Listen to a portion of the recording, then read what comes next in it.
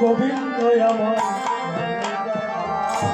ঘুম থেকে উঠে যমুনার কুলে গিয়ে কদম্ব বৃক্ষের তলায় অপূর্ব রূপে ত্রিভঙ্গ ভঙ্গিমুখানে দাঁড়িয়ে আছেন যমুনার তীরে। সায়ংকালে শ্রীমতী রাধারানী যিনি অষ্টসখীর প্রধানা নায়িকা, অষ্টসখীর শিরোমণি আমার গোবিন্দ বক্ষ বিলাসিনী রাধনী বিনোদিনী অন্তরঙ্গ সখী গণিতে সঙ্গে করে ঘরের জল বাহিরে ফেলে রাধারানীর সোনার কলসি কাঁধে করে গিয়েছিলেন যমুনার ঘাটে জল আনিবার তরে। সোনার কলসি যখন যমুনার জলে ঢেউ দিয়েছে, কদম তলায় শ্যামরূপে নয়ন পড়েছে, আর হস্ত হইতে সোনার কলসি ভেসে গেল যমুনার জলে। জল ভরায় আর হল না, আমার গোবিন্দ রূপ দর্শন করে নয়ন জল কাঁদতে কাঁদতে সোনার কলসি হারিয়ে ঘরে ফিরে এলেন বাদিনীর ঘরে। বাদিনীর ঘরে বসে একা একা বিরলে নির্জনে বসে কান্না করছেন আর আমার গোবিন্দ রূপ ভজন করছে। বুকের ব্যথা মুখে বলা তো যায় না,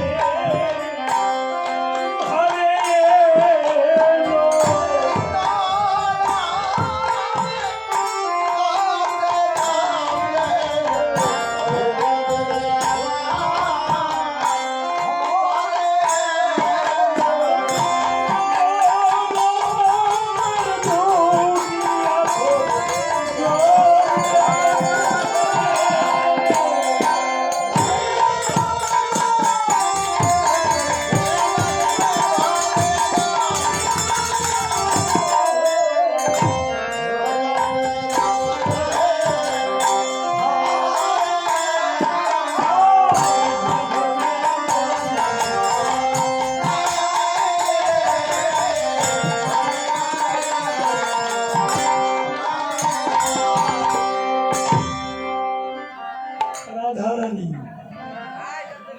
সায়ংকালে গিয়েছিলেন যমুনার ঘাটে জল ভরবার তরে। আপনারা সবাই জানেন রাধারানী বাদিনীর ঘর করে, যে ঘরে বসে একটু উচ্চ স্বরে কৃষ্ণ বলে কাঁদবে তারও কোনো উপায় নেই। এই জড়ীয় জগতে বাদিনী কারা? আমার দেহের মধ্যে রয়েছেন 6 রিপু, 10 ইন্দ্রিয়, মন ইত্যাদি, লোভ, লালসা, ঘৃণা, লজ্জা, এইসব বাদিনী। এরা কৃষ্ণ ভজন করতে দেয় না। আর এদের যন্ত্রণায়, এদের যে লালসা, চাওয়া পাওয়া মেটাতে গিয়ে এই জীব আর কৃষ্ণ বলে কাঁদবার মতো সুযোগও পায় না। যখন সুযোগটা আসে তখন তারা আর কেঁদেও কোনো কুল পায় না। কারণ ওই ইন্দ্রিয় গুণ যখন একেবারেই নিস্তেজ হয়ে যায় তখন কৃষ্ণ বলে কেঁদে কোনো ভজন হয় না। ইন্দ্রিয় সজাগ থাকতে যদি কেউ কৃষ্ণ বলে কাঁদে তার ভজন সার্থক হয়। কারণ যে প্রেমে বাধাপ্রাপ্ত হয় না সেই প্রেম কোনোদিনও সুখেরও হয় না। প্রেমে বাধা আসলে দ্বিগুণ প্রেমের তীক্ষ্ণতা বাড়ে। যে প্রেমে বিরহ নাই সে প্রেমে কোনো আনন্দ নাই।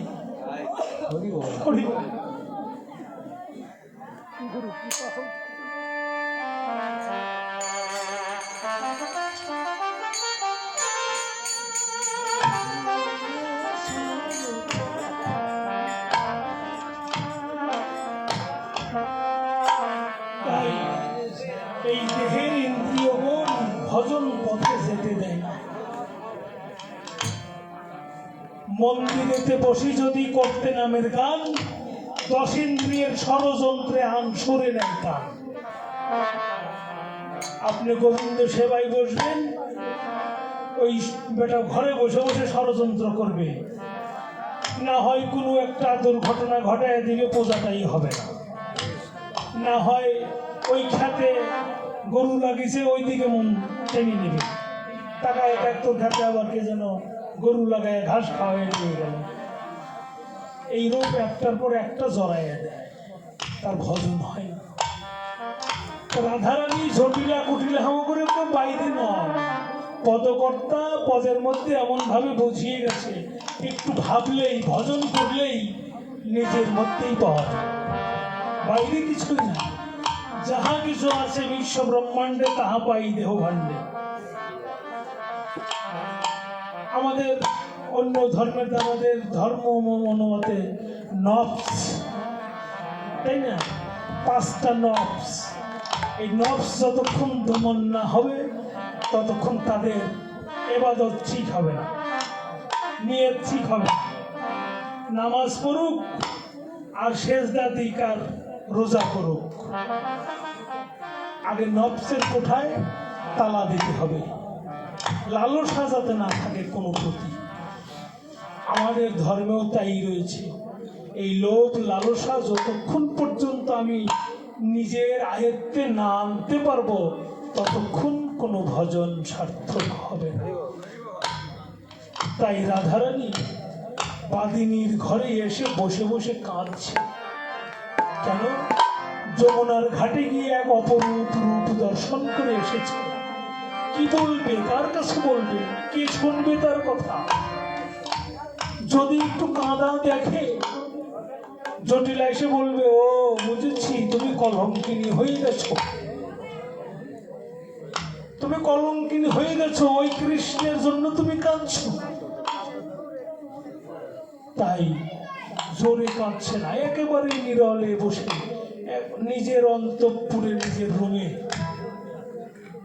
যে কক্ষে রাধারানী থাকেন সেই কক্ষে বসে একটা কোণার মধ্যে বসে কাঁদছে। কেমন ভাবে? নিজ কর পর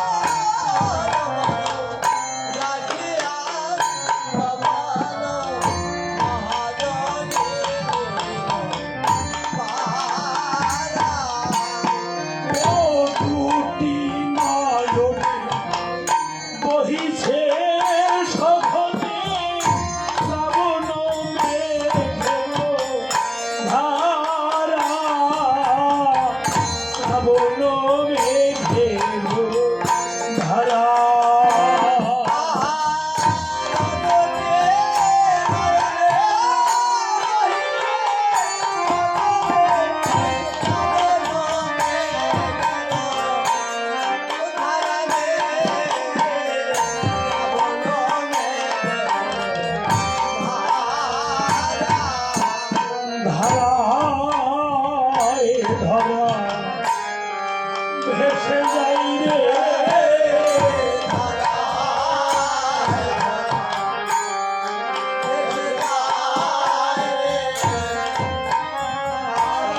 ধরা ভেসে যাই রে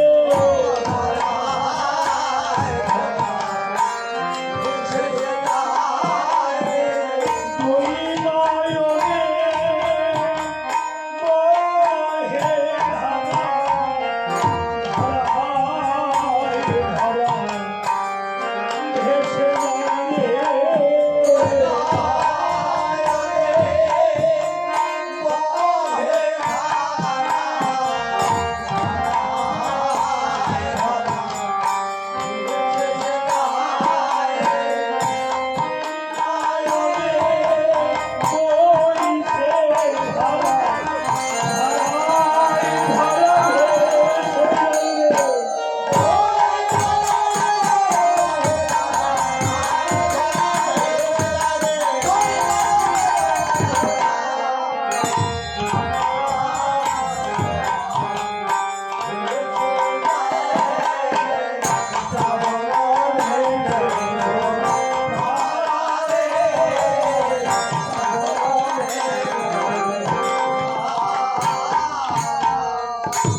রাধারানী কাঁদছে নিজ কর পর রাখিয়া কপল মহাযোগিনী পারা আজ যোগিনী সেজেছে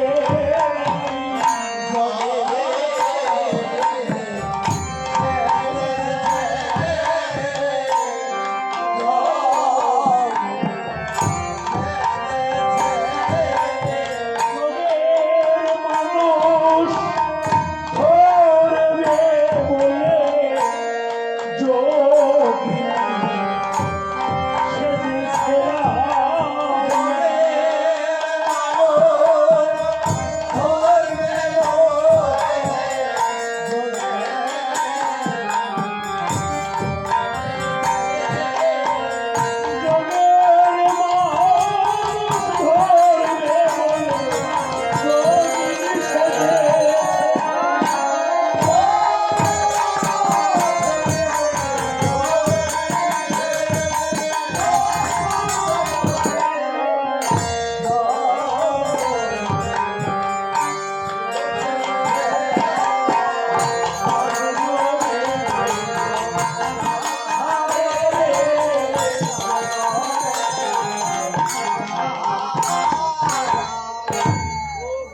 রাধারানী যোগিনী সাজিছে নিজ কর পর রাখিয়া কপল যোগীরা কেমন ভাবে যোগে বসে ঠিক এইভাবে কপল মানে গলদেশ আর দুটি কর মানে হাত দুটি হাতের উপরে গলদেশ রেখে বসে কৃষ্ণ বলে কাঁদছে কেঁদে গড়াগড়ি যাচ্ছে তার কান্নার জল কেমন ভাবে বর্ষণ হচ্ছে দেখলে মনে হয় শ্রাবণ মাসে বৃষ্টি নামে বৃষ্টি নামলে যে বৃষ্টির ধারা প্রবাহিত হয় আজ রাধারানীর কান্না ঠিক তেমন কৃষ্ণ বলে ঠিক সেইভাবে কাঁদছে হে গোবিন্দ তুমি আমার বাদিনীর ঘরে রেখে দিয়েছ মনে চাইলেই তোমার কাছে যেতেও পারি না তোমার ভজনও করতে পারি না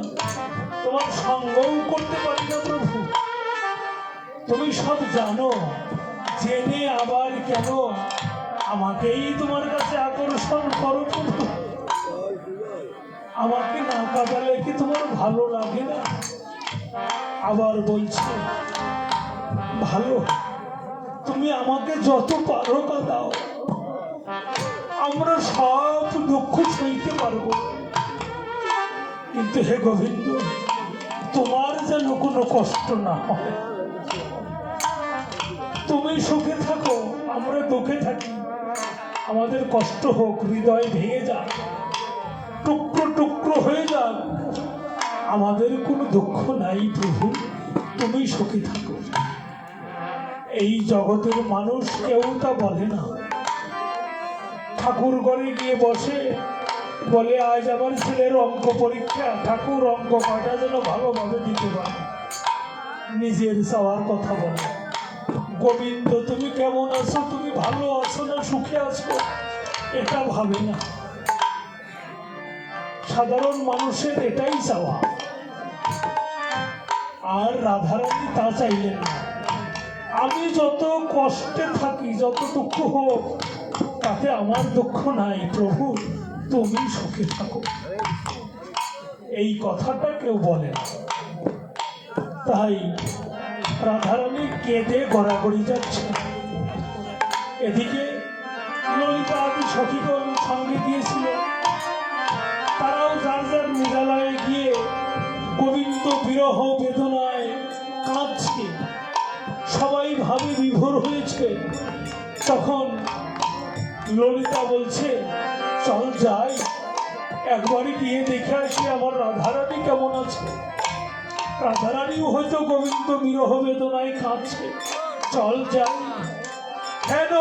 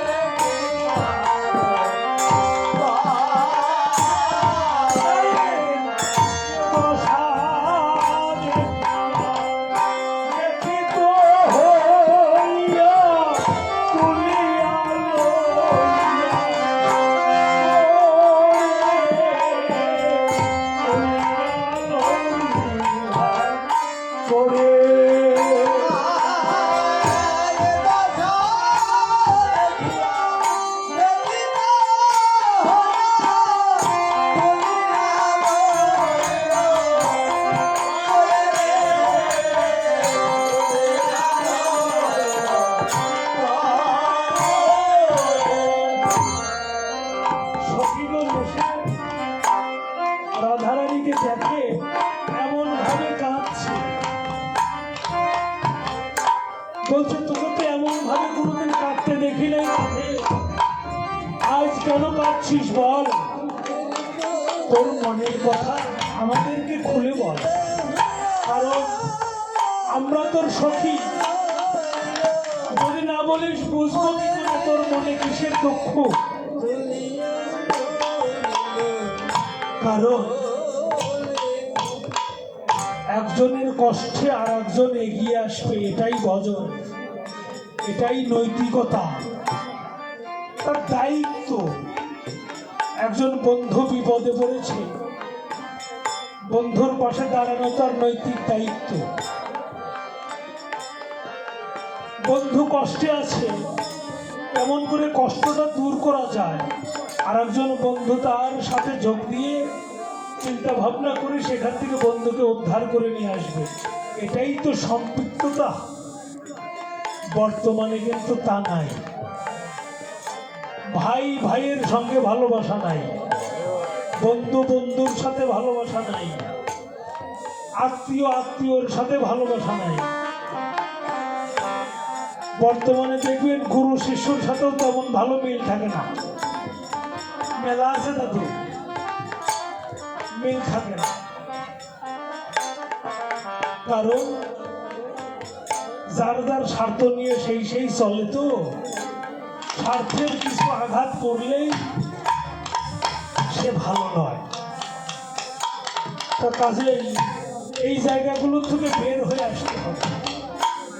আমরা কয়দিনের জন্য এই ধরাধামে এসেছি, কেন এত স্বার্থ নিয়ে টানাটানি করছি? একে অপরের পাশে মানব হয়ে মানবের পাশে যদি দাঁড়াতেই না পারি, তাহলে মানব কুলে জন্ম নেওয়াটা কি লাভ হবে? এই ধরাধামে আসলাম, ঘুরলাম ফিরলাম, ভালো মন্দ জোগাড় করলাম, কিনলাম, রান্না করলাম, খাইলাম, সব শেষে চলে গেলাম। এটা মানবের ধর্ম নয়।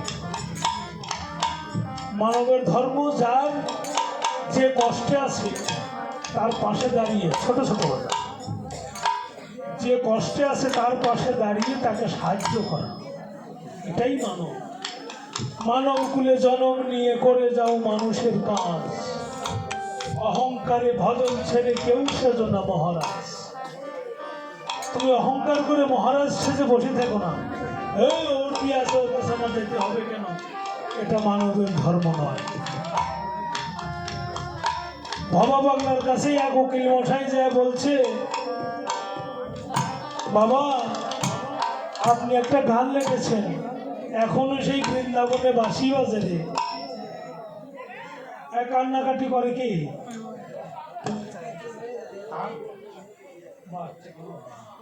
ঠিক আছে, অসুবিধা নেই। তো এখনো সেই বৃন্দাবনে বাঁশি বাজে রে। বাবা বলেন তো, আপনি যে গানটা লেখলেন বাঁশি কি এখনো বাজে? তখন বলছে, বাবারে শোন, আমার কাছে আয়। কাছে ডেকে নিয়ে বসালেন, বসিয়ে বলছে, তোর বাড়ি কোথায়? বলে অমুক জায়গায়। তোর বাড়ির আশেপাশে কোনো গরিব মানুষ টানুষ নাই? হ্যাঁ আছেই তো, আমার পাশের বাড়ি এলাই গরিব মানুষ। বলে সকালবেলা উঠে ওরা যে নাই নাই খাই খাই করে কান্নাকাটি করে, একে অপরের সঙ্গে ঝগড়াঝাটি করে, তোর কানে কি কোনোদিন আসছে এই শব্দ? এর দৈনিকই দেখি। ও দৈনিকই দেখিস, কোনোদিন কি ভেবেছিস ওরা কিসের জন্য কান্নাকাটি করে? কেনই বা কান্নাকাটি করে? তা তো দেখি নাই। বলে ওদের দিন এনে দিন খাওয়া, দিন এনে দিন খাওয়া, তাই সকালবেলা উঠে ওরা আবার খাবে কি সেই চিন্তা করে। এই নিয়ে সংসারের মধ্যে কলহ লাগে, তাই ঝগড়া লড়াই লাগে, কান্নাকাটি করে। আজ খালাম কাল খাবো। তো ওর যে অভাব অনুটনের কান্না তোর কানে যে আসে না, তোর কানে জীবনেও কৃষ্ণের বাঁশি বাজবে না। যদি ওর অভাবের কান্নাটা তোর কান্নায় পৌঁছাতো, তোর কর্ণে পৌঁছাতো, তাহলে আজও কৃষ্ণের বাঁশি বাজে, এটা তুই নিজেই শুনতে পারিস। তোর কানে যেহেতু ওই কান্নার আওয়াজ আসে না, তাই বাঁশির সুর তুই শুনতে পাস না। টান টান হয়ে পড়ে গেলেন চরণে, বাবা আমার ভুল হয়ে গেছে, ক্ষমা করে দিলেন। আপনার নিকট হইতে যে শিক্ষাটা পেলাম আমি জীবনে ভুলব না। আমার জীবন থাকতে আমার সম্মুখে কোনো অভাব অনটনের মানুষকে আমি অভাবে থাকতে দেব না। সেদিন থেকে তিনি এই গরিব দরিদ্র মানুষকে দান ধ্যান করা শুরু করলেন, তাদেরকে একটা জায়গায় নিয়ে আসার জন্য চেষ্টা করে দিলেন। এখন কতদিন তিনি আছেন এই ধরা, আবার মাইক আর একদিকে গেল, এক মোড়া বন্ধু আর এক মোড়া গেছে। যাক,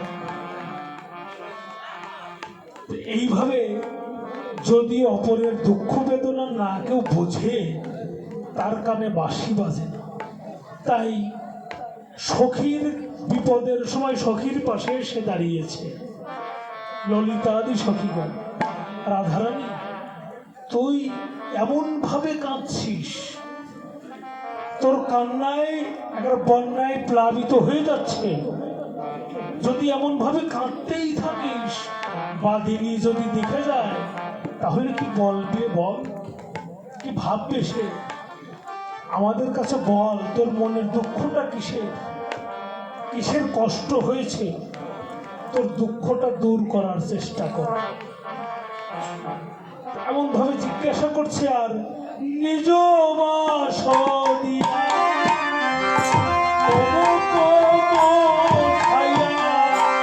কোথায় কোষালো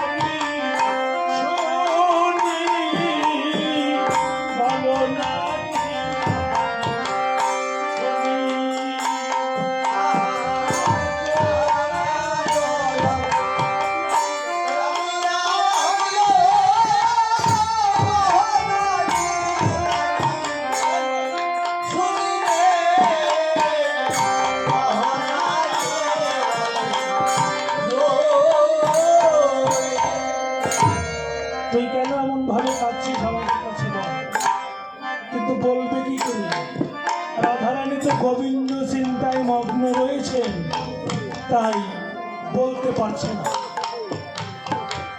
পুনরায় যখন সখীগণ জিজ্ঞাসা করছে, সখী ভাবের বৈষ্ণব কবি শেখর দাস, চণ্ডীদাস ঠাকুর মহাশয় এক পাশে দাঁড়িয়ে বলছে, হে সখীগণ, তোমরা তো জানো না, তোমরা সবাই একসঙ্গে গিয়েছিলে যমুনার ঘাটে।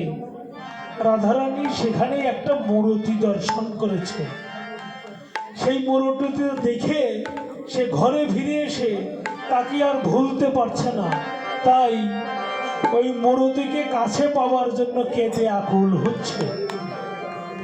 চাচো চিকুরো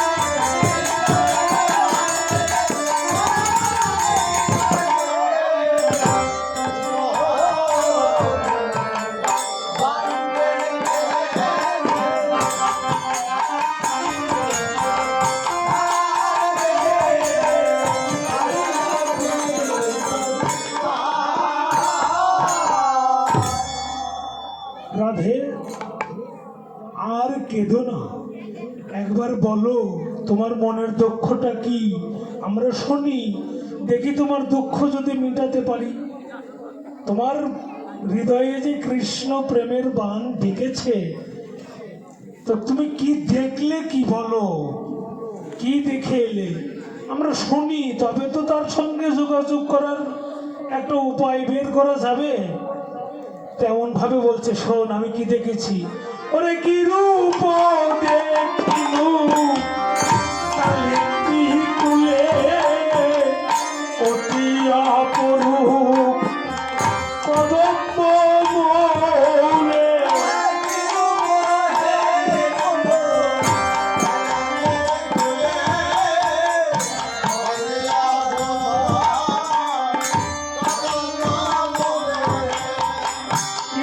দেখিলু কালিন্দী কুলে, অতি অপরূপ কদম্ব মূলে। দেখলাম মেঘের কোলে চাঁদ উঠেছে,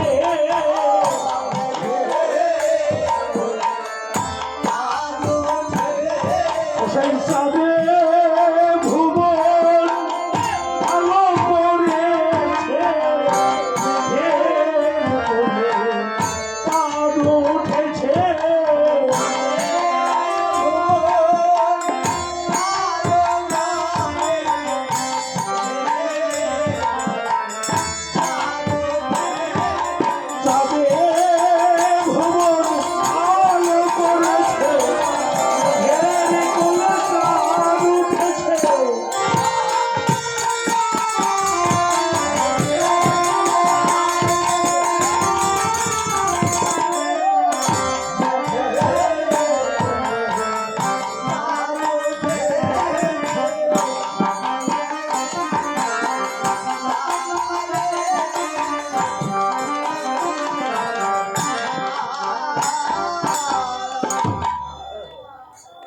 আমি দেখলাম একখানা মেঘ দাঁড়িয়ে আছে যমুনার কূলে, সেই মেঘের উপরে চাঁদ উঠেছে, আবার সেই চাঁদে জগৎ আলোকিত হয়েছে। মেঘ ছাড়া চাঁদের উৎপত্তি হয় না। মেঘটা কি? কাম, তাই না? মেঘটা কাম, যখন কাম জেগে ওঠে তখন চাঁদের উৎপত্তি হয়। আর সেই চাঁদ ব্রহ্মতালু থেকে স্খলিত হয়ে পড়ে ভূতলে, তাই পড়ে না? ভূতলে যখন পড়ে তখন একটা জীব সৃষ্টি হয়। নাকি ভুল কিছু করলাম? ব্রহ্মতালু থেকে ছুটে পড়ে ভূতলে, তখন সেই চাঁদের থেকে একটা জীবের সৃষ্টি হয়। ভ্রণরূপে মাতৃগর্ভে জীব সৃষ্টি হয়, পঞ্চম মাসে তার দেহ পুষ্ট হয়। সপ্তম মাস হইতে ভোগে গর্ভের যাতনা, জীব শক্তি থাকিতেও সে না পায় চেতনা। বোঝে না কিছুই। পরম আত্মা মহাগুরু সপ্তম মাস কালে চেতায় গর্ভস্থ জীব মহামন্ত্র বলে। কিভাবে? যখন সপ্তম মাস একটা মায়ের গর্ভে সন্তান অবস্থান করেন, সেই সপ্তম মাস সময়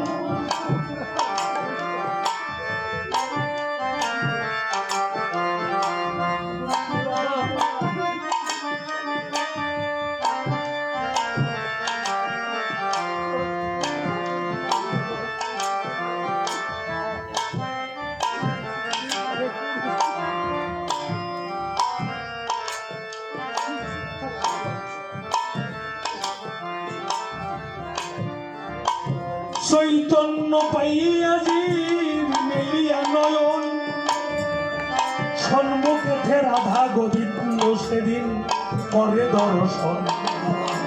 কোথায়? মাতৃজঠনে। সপ্তম মাস কালে স্বয়ং ভগবান শ্রীকৃষ্ণ এমনি ভাবে যুগল, যে যুগল দাঁড়িয়ে আছে, এই যুগল মাতৃজঠনে আসে। হেটমুন্ড ঊর্ধ্বপদে যেদিন আমরা ছিলাম মাতৃগর্ভে, পা দুটো এইদিকে ছাড়ানো ছিল, এই দুই পায়ের বৃদ্ধ অঙ্গলের উপরে এই দুইজন দাঁড়াইছিল। শাস্ত্রের কথা, মিথ্যা কথা বলছি না। যদি মিথ্যা হয় তাহলে ওই বেটাই মিথ্যা কয়া থুয়ে গেছে, নাকি? শাস্ত্র তো ওরই দেওয়া, আর তো কেউ দেয় নাই। ওর কাছ থেকে তো শাস্ত্র আসছে। মিথ্যা হইলে ওই বেটাই বলছে। তো এই যে এসে দাঁড়াইলো দুই পায়ের বৃদ্ধাঙ্গুলের পর দুইজন, মাথাটা নিচের দিকে, পা দুটো উপর দিকে, তখন দেখে বলছি, প্রভু এই ছোট্ট জায়গায় চলতে ফিরতে পারি না, অন্ধকার কূপের মধ্যে রয়েছি, একবার আমার প্রতি সদয় হয়ে কৃপা করে ওই আলোর সন্ধানে, আলোর জগতে আমার।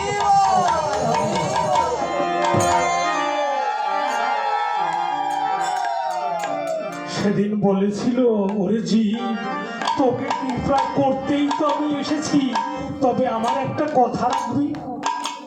কি কথা? ওই জগতে তুই যখন যাবি, যাওয়ার পরে যেখানে যেখানে আমার ভক্ত সঙ্গ হয় সেখানে তুই যাবি। সেদিন বলেছিলাম যাব। যেখানে আমার গুণ কীর্তন হয় সেখানে যাবি, আমার কীর্তন শ্রবণ করবি। বলেছিলাম শুনবো, যাব, শ্রবণ করব, তোমার বিগ্রহ দর্শন করব, কারণ কষ্টে ছিলাম তখন, তাই না? কষ্টের সময় সব স্বীকার করেছি। ভগবান বললে তোকে আমি ওই জগতে পার করে দিলাম, যা। যখন 10 মাস 10 দিন পূর্ণ হয়ে গেল, এই জগতে এসে এই মায়ার মাটিতে পড়েই প্রথম একটা উচ্চারণ করেছি, ওয়ানা। একটা সন্তান জন্ম নিলে আমরা শব্দ শুনতে পাই কি? ওয়া ওয়া, তাই না? তার শুদ্ধ শব্দ হলো ওয়া মানে কেবলমাত্র তোমার কাছে যা স্বীকার করলাম ওটা আমি করব না। তাহলে আমরা ভালো না বেঈমান? বেঈমান না? কেবল স্বীকার করেছি, এখানে পড়েই ভুলে গেছি, আর করব না। আমি তো পাই গেছি, নদী পার হইয়া গেলে কি করে তার নাই, দুধের শিশু বড় হলে কি করে তার মায়, তাই না? নদী পার হয়ে গেলে নৌকার প্রয়োজন নাই, ধাক্কাতে ভাসায় দেয় আর যেন কেউ পার হইতে না পারে। এরকম আছে না হিংসুটে যারা? তো ভুলে গেছি ভগবানের কথা। কিন্তু আসলাম তো, উপেন সরকার তার একখানা পদে লিখছে, ওপার থেকে এপার এলি যার তরিতে হইয়ে পার, আসার সময় বলেছিলে আবার আমার কোনো পার। প্রভু তুমি তো আমার পার করে দিতে চাও, আবার এমনি ভাবে পার করে তোমার কাছে নিয়ে এসো। সেদিন সে বলেছিল যে আমার গুণ কীর্তন করবি, বলছে না? সে যে বলেছিল ডাকিস মোরে, তুমি ভুল করে আর ডাকলে না রে, দিন গেল এই মায়াই পড়ে, চতুর্দিকে হলো অন্ধকার। তাহলে ভুলে গেলাম ভগবানকে, এই রঙ্গমঞ্চ দেখে আমি এই মিতে রইলাম, ভগবানকে ভুলে থাকলাম, তাই না?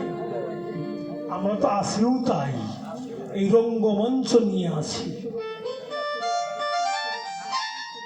মাথায় কত ভালো ভালো জিনিস।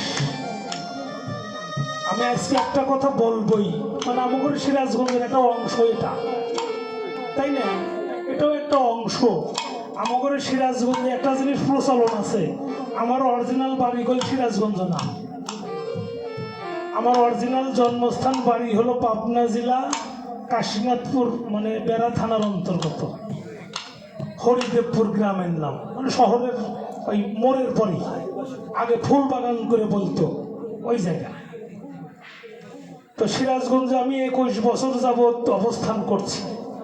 এই 21 বছর যাবৎ একটা জিনিস দেখে আমি মিলাতে পারি নাই আজ পর্যন্ত, এখনকার দিন পর্যন্ত, এই সময় পর্যন্ত। সেটা হলো কি, এই মাথায় হাত দিয়ে প্রণাম করা। এই জিনিসটা আমি কোথাও কোনো শাস্ত্র গ্রন্থে পাইলাম না, কোনো জায়গায় আর দেখলাম না, শুধু আমাদের এই সিরাজগঞ্জেই দেখি। তবে এই তত্ত্বটা আমি বলবো, যদি কেউ মানলো, না মানলে আমার কোনো দুঃখ নাই। সেটা হলো কি, মাথায় কত দামি দামি বস্তু, তাই না?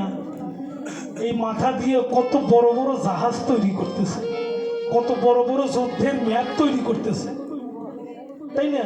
কত বড় বড় বিমান, ফাইটার, কত কিছু বানাইতেছে এই মাথা দিয়েই। তো মানুষ মাথায় হাত না দিয়ে কেন পায়ে হাত দিয়ে প্রণাম করে? ইহার কারণ নিশ্চয় আছে। পায়ের তলায় কি আছে? কিছুই তো নাই। মাথায় কত ভালো ভালো জিনিস, তাই না? বুদ্ধি, চিন্তা, এই যে মোবাইল বানাইছে মাথা দিয়ে। তো এই মাথায় হাত দিয়ে মানুষ, আমাদের সিরাজগঞ্জের মানুষ প্রণাম করে, কিন্তু মাথায় হাত দিয়ে প্রণাম করে না আশীর্বাদ করে? বলেন তো, মাথায় হাত দিয়ে প্রণাম করে না আশীর্বাদ করে? এর একটা শাস্ত্রের ব্যাখ্যা না দিয়ে যাব না। বিকদৈত্য নাম ছিল এক দৈত্যের নাম। এই যে মাথায় হাত দিয়ে যে প্রণাম করে আমাদের সিরাজগঞ্জবাসী, আমি বলবো, আমার খারাপ বলে বলুক গা, আমার মেলা লোক খারাপ বলে, উচিত কথা কই দেখে আমার দেখতেই পারে না অনেকেই, ঠিক আছে? আমি এই শাস্ত্রের কথাটা কবই, মানে মানুক না মানে না মানুক গা, আমার কিছু যায় আসে না। বৃকদৈত্য একজন দৈত্য ছিল, শিব ঠাকুরের উপাসনা করেছিল, সাধনা করেছিল। শিব ঠাকুর সাধনায় সন্তুষ্ট হয়ে তো অল্পতেই, আশুতোষ নাম, অল্পতেই তুষ্ট হয়। এসে দাঁড়ায় বলছে, বল কি চাইস, যা চাবি তাই দেব, তোর সাধনা আমার ভালো লাগছে। তো ও চিন্তা করলো, নারদ পুরাণের গল্প, মিথ্যা কথা বলতেছি না, পুরাণ বাড়ি থাকলে এখনই যা খুলে দেখবেন, আমি থাকাকালীন এসে আমার ধরবেন এই জায়গা যদি মিথ্যা হয়। তো ও চিন্তা করছে যে আমি আর জীবনে কোনোদিন মৃত্যুবরণ করব না, অমরত্ব লাভ করব। কিভাবে? চালাকির দ্বারায়। বলতেছে, তোমার মৃত্যুঞ্জয় বরটা আমার দাও। আর মহাদেব করতেছে, এইটা বাদ দেশা, এটা আমি কারো দিই না। এই মৃত্যুঞ্জয় বর আমি কারো দেই না, এটা দেবও না। এইটা বাড়িতে আর যা আছে তাই চা দেবো, সব দেবো। চিন্তা করলো চালাকি করে আমি অমরত্ব লাভ করব। কন্ত দেই চালাকি করে কিনা বড় ওবের পারছে এই জগতে। তো বলতেছে যে আমার এমন একটা বর দাও যার মাথায় হাত ছয়ে দেবো সেই জন্য ভস্ম হয়ে যায়।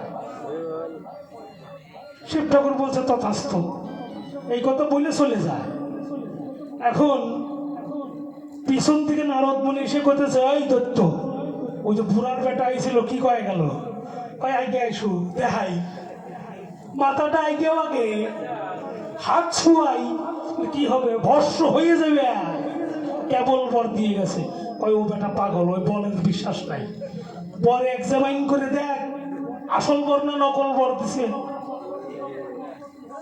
তো বলছে শিব ঠাকুর দাঁড়াও, তুমি আসল বর দিলে না নকল বর দিলে? কই শোন, ও যদি নকল বর দেয় তাহলে ওর মাথায় হাত দিবে দিব না, আর যদি আসল বর দেয় তাহলে ওর মাথায় হাত দিবে দিব। তুই ওর মাথায় হাত দিয়ে পরীক্ষা কর। শিব ঠাকুর ডাকতেছে, দাঁড়াও, তোমার মাথায় হাত দিয়ে পরীক্ষা করবো। শিব ঠাকুর ভয়ে আত্মহারা, কেবল বর দিছি, মাথায় হাত দিলেই তো আমি শেষ, ভস্ম হয়ে যাব। দৌড়াইতেছে। ও চিন্তা করে তাই তো ভুয়া বর দিয়ে গেছে, বর তো তাহলে সত্য না, আসল না। আরো দৌড়ায়, ও আরো দৌড়ায়, দৌড়াতে দৌড়াতে কৈলাসে চলে গেছে। যাইয়া কালীর কাছে যা পড়ছে, তাড়াতাড়ি তোমার খাঙ্গা বাই করো। বলে কে? বৃকদত্ত আসতেছে। আমি কি করব? কয় কি করব? আমি ওর বর দিছি, ও আমার মাথায় হাত দিবে চাই, তাহলে আমি ভস্ম হয়ে যাবো। কয় ও, আমি ওর সামনে যাই, ও আমার মাথায় হাত দিক, আমি ভস্ম হয়ে যাবো। ও আমি পারবো না, তুমি যাও। এই বলে কালী ঠাকুর পলাইতেছে। বুঝলেন? পাগলের কাম এগুলা। কালী ঠাকুর পড়াইতেছে, বুঝতে এখন কি করব? তোমার গুরুদেবের কাছে যাও, এর সমাধান গুরুদেব ছাড়া আর কেউ দিতে পারবে না। তো গুরুদেব হলো কে? শিব ঠাকুরের গুরুদেব কে? দাদু, শিব ঠাকুরের গুরুদেব কে? স্বয়ং ভগবান শ্রীকৃষ্ণ, যিনি মহাবিষ্ণু। দৌড়াইয়া চলে গেলেন বৈকুণ্ঠে। বলতেছে, এই শিব ঠাকুর, তোমার আবার এত হাঁপানির বেলাম ধরল কবের থেকে? হাঁপাচ্ছ কেন? বলে বৃকদত্ত আসতেছে, আমার মাথায় হাত দিয়ে আমাকে ভস্ম করে দেব। কে? বলে আমি বর দিছি। না জানিয়ে না বুঝে ঝাড়ে তারে যেসব বর দেও কে? গুরুদেব, ভুল হয়ে গেছে, এবার কর্ম তুমি মাফ করে দাও, আমার বাঁচাইয়ে দাও, আর এইরকম ভুল করবো না।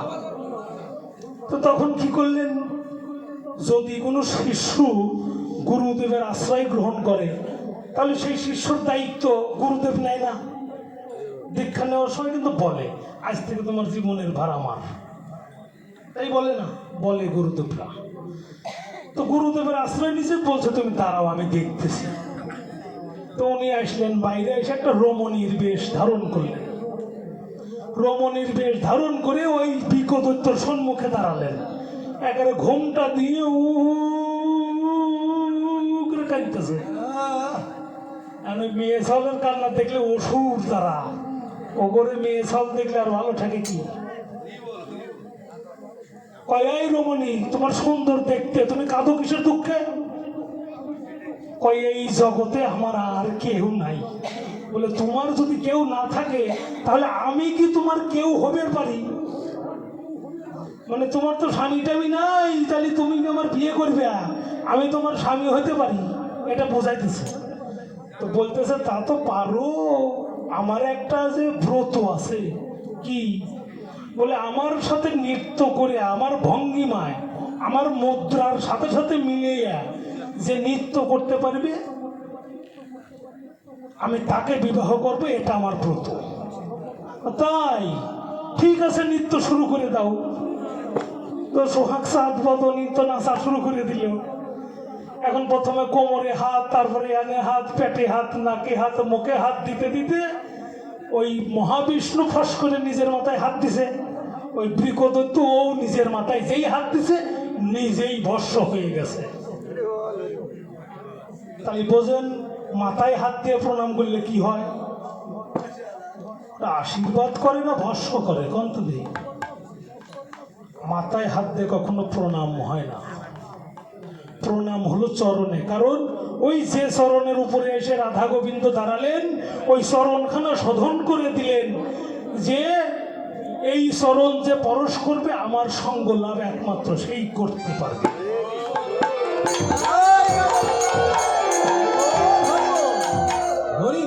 তাহলে আমরাও অনেকেই একটু পোশাক আশাক ভালো হলে, একটু টাকা পয়সা বেশি হইলে কারো পায়ে হাত দিতে লজ্জা পাই, মাথায় হাতে প্রণাম করি। খবরদার আজকের পরের থেকে কেউ মাথায় হাতে প্রণাম নিবেন না। আগে জিজ্ঞেস করবে তুমি যে আমার মাথায় হাত দিবে, প্রণাম করবে না আশীর্বাদ করবে? কও, যদি আশীর্বাদ করো তাহলে দাও, আমি বাধা দেবো না। যদি প্রণাম করতে আসো তাহলে আমার মাথায় হাত না দিয়ে যদি পায়ে হাতে প্রণাম করো করবে, না হলে দরকার নেই বাবা, তুইও ভালো থাক আমিও ভালো থাকি, চলে যা। এটা শাস্ত্র সিদ্ধান্ত। মাথায় হাত দিয়ে যদি কেউ প্রণাম করে তার ধীরে ধীরে পরময় ক্ষীণ হতে থাকে, তার ভবিষ্যতে মৃত্যুবরণ অতি সম্ভব। এটা বৃকদত্ত দিয়ে বোঝাই দিলাম। পুরাণের গল্প নারদ পুরাণের মধ্যে আছে, পড়ে দেখবেন, মিথ্যা কথা বললাম না। তা আমি এই জিনিসটা আমাকে এই শহরের মধ্যে বেশি দেখি। আজকে কথাটা ধরে রাখতে পারলাম না, কয় এই দিলাম। মানে আসলে আমাদের তো আশেপাশে কোনো জায়গায় প্রোগ্রাম টোগ্রাম হয় না, বলাও হয় না, এই বললাম একটু। তো এখন ওই যে রাধা গোবিন্দ এসে দর্শন করে বললেন তোকে কৃপা করবার জন্য আমি এসেছি, আমার ভজন করবি, সাধন করবি, সব কিছু করবি, কিন্তু আমরা ওয়ানা বলে বেইমানি করে আসলাম, ভগবানের সাথে আর দেখা করার চিন্তা ভাবনা নাই। চিন্তা করেন আমাদের ওইখানে হলদার পাড়ার শত্রুদার পাড়াতে কত ঘর, তাই না? একজন করে লোক থাকলে এখন ওই আসরে লোক আসছে না। কয়জন উপস্থিত আছে ভগবানের কাছে, কয়জন আসবে, তাই না? নিজের আত্মসুখের সুখী হয়ে গোবিন্দ সুখ বিসর্জন দিয়ে আছি আমরা। কালকে কিন্তু এই জায়গায় কেউ আসবে না, কেউ ডাকবেও না, এই আজকের এই ভোর পর্যন্তই, তারপরে কিন্তু আর কেউ আসবে না। ভগবান 12 বছর পর্যন্ত আমাদের জন্য অনাহারে ছিল, আর আমরা একদিন, 2 দিন, 3 দিন একটু রাজ্যে একটু ফিরতে পারি না। আমরা যে কয়দিন এলো ঘুম পারি না, কীর্তনে বেড়াইছি 1 সপ্তাহের উপরে হয়ে গেল, ভালো করে ঘুম হয় না, তারপরেও তো আপনাদের সাথে সঙ্গ দিতেই, তাই না? তো যাই হোক, এমন ভাবে রূপের বর্ণনা করতেছেন রাধারানী সখীদের কাছে। অচলা চপলা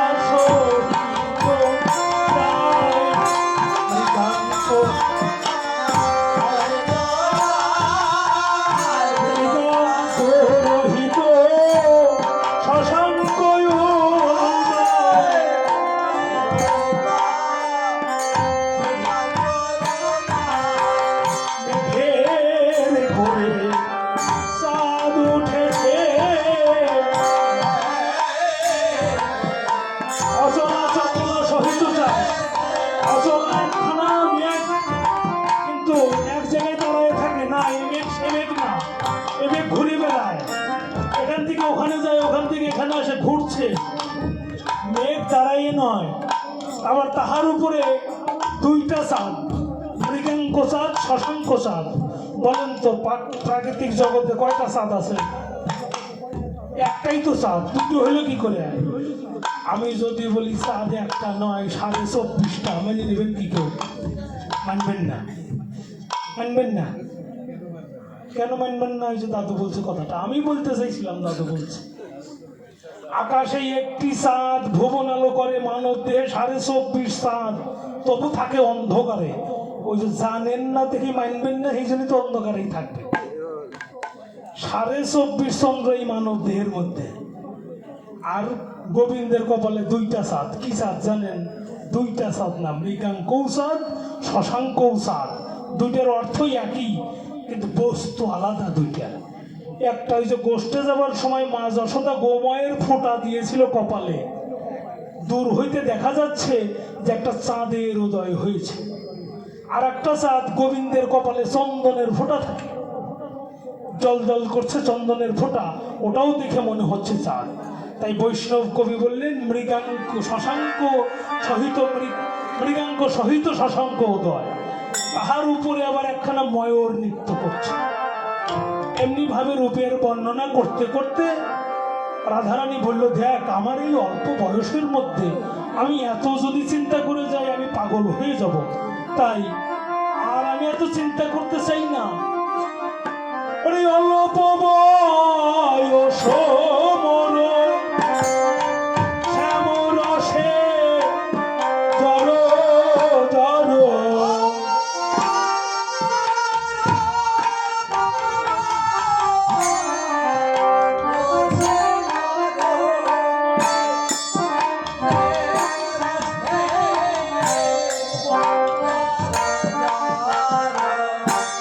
না জানি কি হবে পরিণামে,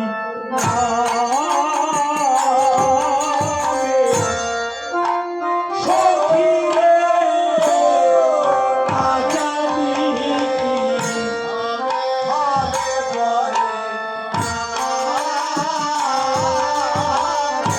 পরিণাম তো মারলাম না সো,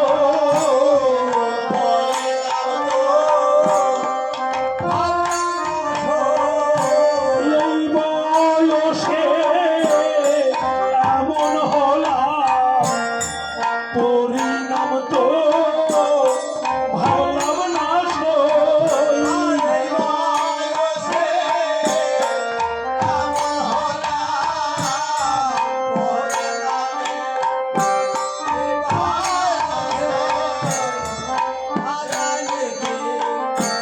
হবে করি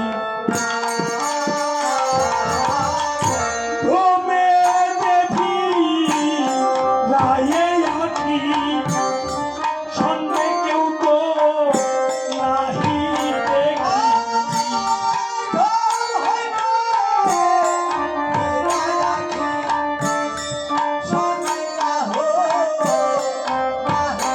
আমি মরে থাকি মরমে দাদা পালানো শেষ করে দেন তাড়াতাড়ি। সখী রে,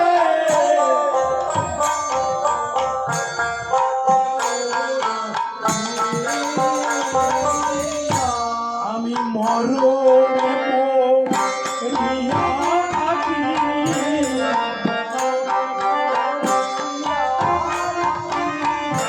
মরমে মরিয়া থাকি,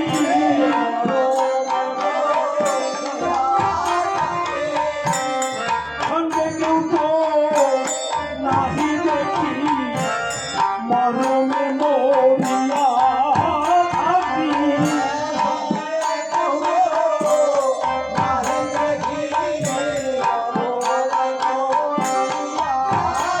ওই শ্যামরূপে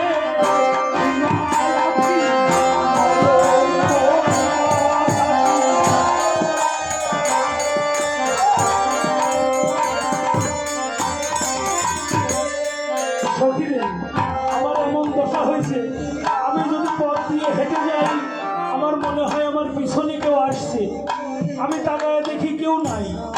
এমন করতে করতে আমার কি মনে হয় জানিস, আমি যোগিনী হইয়ে যাব শ্রবণে বধূ কহে এই বাঞ্ছা করি,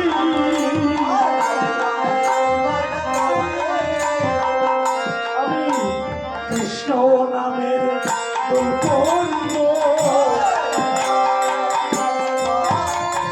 নামের মালা বলে দিব, কৃষ্ণ নামের দোল করিব,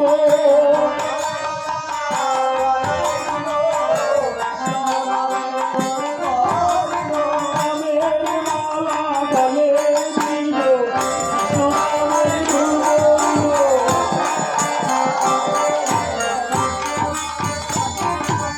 হাত বড় মনোহর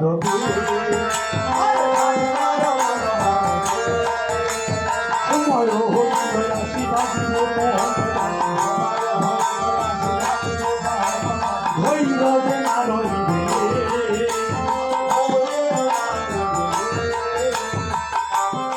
সখী আর দেরি করিস না, সময় হয়ে গেছে, গোবিন্দের বাঁশি এখনই বাজবে। আর দেরি করিস নেই বলে রাধারানীকে সাজাচ্ছে সবাই মিলে। আর সাজাতে গলার মধ্যে হার দিয়ে করতেছে, হারটা কাপড়ের ভিতরে রাখিস, ওটা যেন ছিঁড়ে পড়ে না। ও বেলায় ঠিকই আছে, হার তো ছাড়বে না কেউ। সোনার হার আর রাধারানীর হার বুঝতেই তো পারছেন। তো যাই হোক, ছিঁড়ে যেতে না পারে। নপুর পরিতে বললি পূর্ণতার বিষয়ে চরণ হবে ভারী, বলি আরো এক ভয় আছে গুরুজন মাঝে মাঝে, অবশ্যই তাহারি।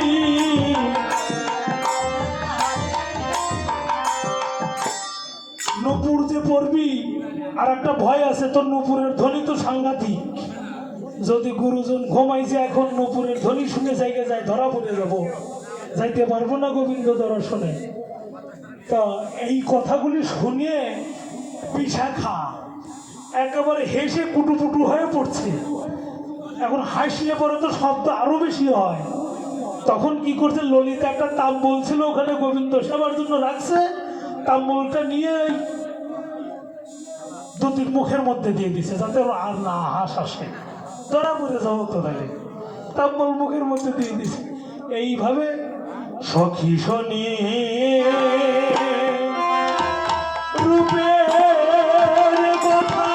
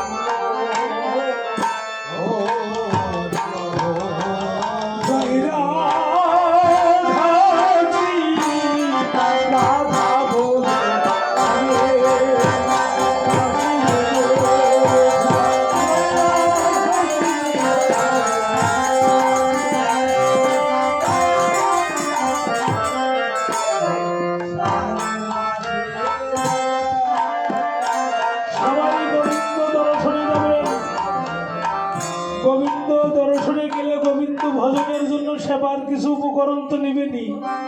আমাদের এক দাদা যাব, যা হয় গোবিন্দ সেবার জন্য দিবেন।